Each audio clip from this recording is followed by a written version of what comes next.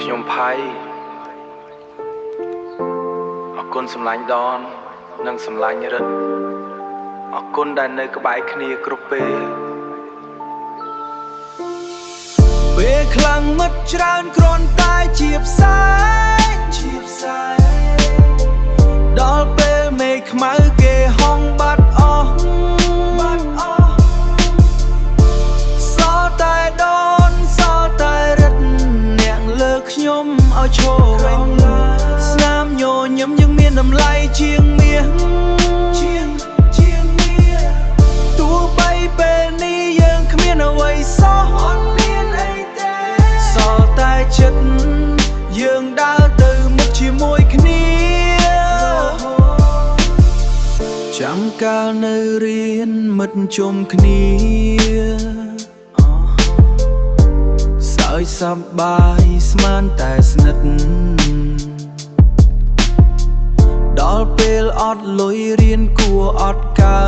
តម៉ូតូអស់សាំងក៏គ្មានអ្នកមើលជុំរៀនពាក់កណ្ដាលទីម្នាក់ដើរចេញរកលេសរវល់គេមើងងាយឃើញយើងធ្លាក់ខ្លួនតែដនតែរិទ្ធនៅតែជួយចែកបាយហូបចែកកន្លែងគេឲ្យស្នាក់នៅមិនដែលសួរថាពេលណាបានសងនេះហើយជីវិតនេះហើយបងប្អូនពេលខ្លាំងមិត្តច្រើនគ្រាន់តែជាផ្សែងដល់ពេលមេឃខ្មៅគេហងបាត់អស់សល់តែដនសល់តែរិទ្ធ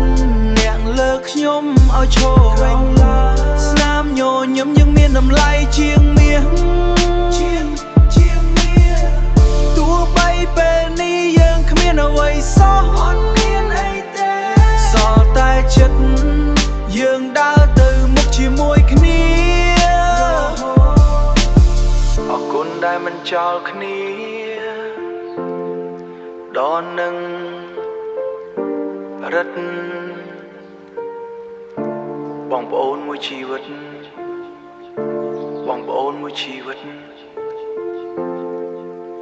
ផៃ